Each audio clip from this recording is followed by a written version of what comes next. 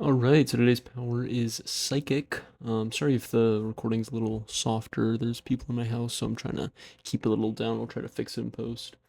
Regardless, today's power was psychic. It was gonna be weight change. That was originally what I rolled on my list, but that was hard to draw, and so I didn't feel like drawing it.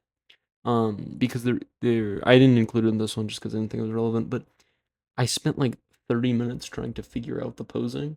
Then eventually I was like, you know what? Let's just draw it this way. So for psychic, I was thinking of like having almost like the adult Gome looking aesthetic to him.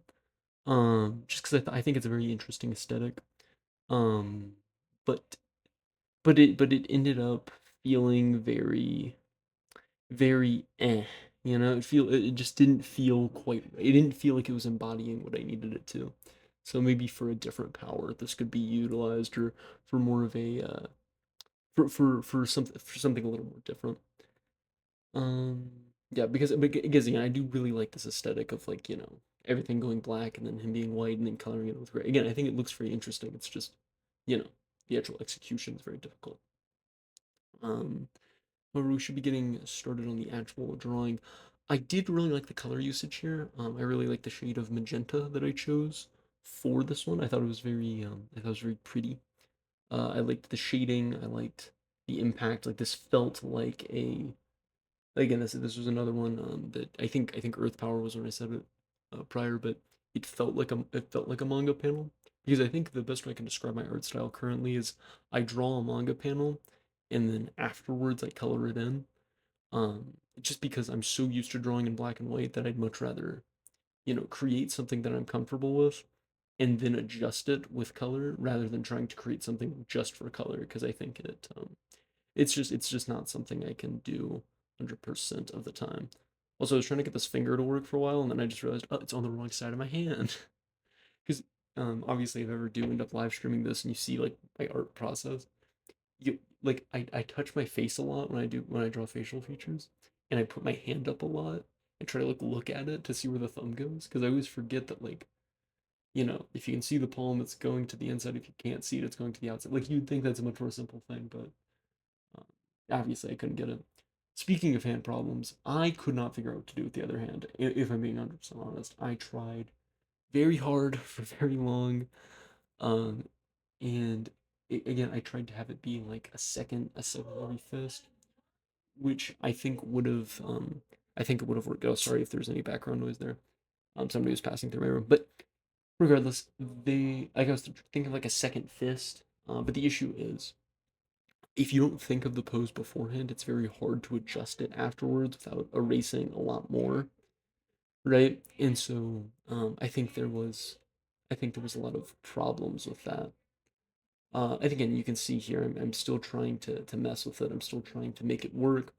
But at the end of the day, I am glad that I did end up just kind of killing it where it stood, because I think a big problem is I'll have something that I think is drawn really well, and I'll ruin it by having to like try to force a second thing into it, and that really ruined I think that's ruined a lot of the earlier pieces, right? Like this not wanting to give up on an idea when it doesn't work, and I think that was a really good thing that I've learned, which is the whole point of this, right? To learn and adapt and become a better artist, so that I don't screw up the actual things that I care about when I'm drawing. Crazy.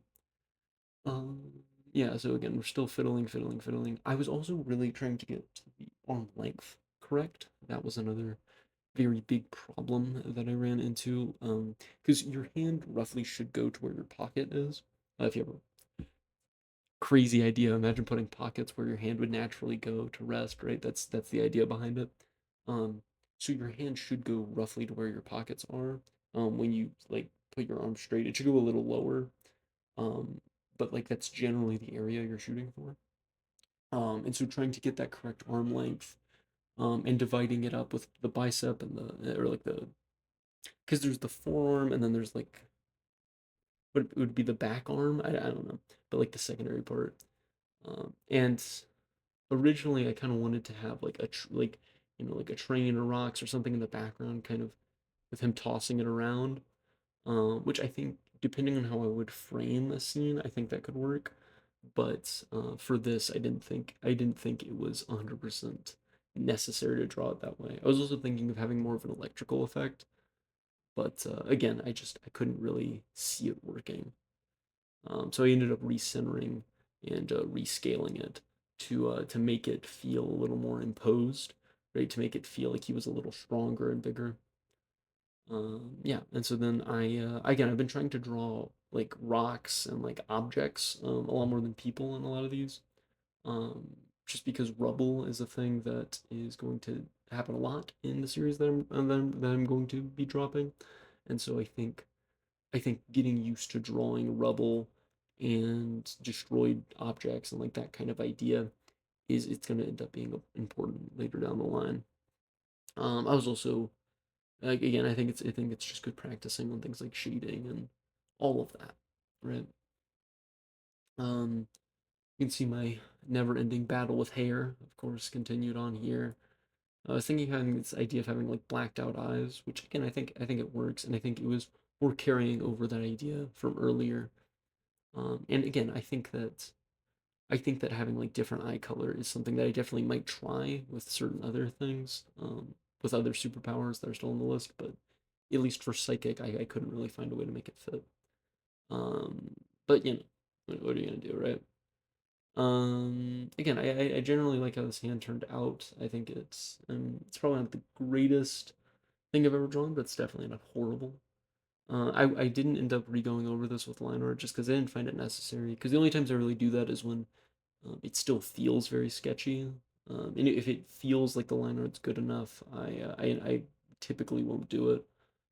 Um, you can see me, of course, deliberating on when to add color. Because again, I really like this like sketched on and then having the color afterwards. I think it's a very good looking aesthetic. And yeah. Let's see what else. What else is there to talk about with this picture? It was very straightforward comparatively to some of the other pieces.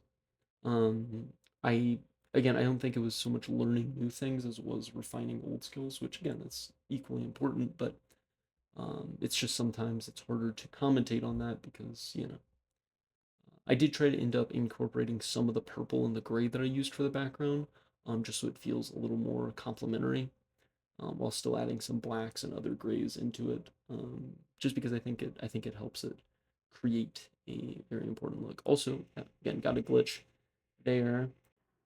Sorry about that cut. Somebody activated a blender while I was recording that last take, and I was a little too late in to care enough to start recording again. So again, sorry about that cut. However, right, continuing with what I was saying, I tried to add a good amount of lighting onto this, which again, I think that I'm activating a setting for when it crashes, because I've experienced it a couple times, and I think I'm just activating a setting that I don't know about.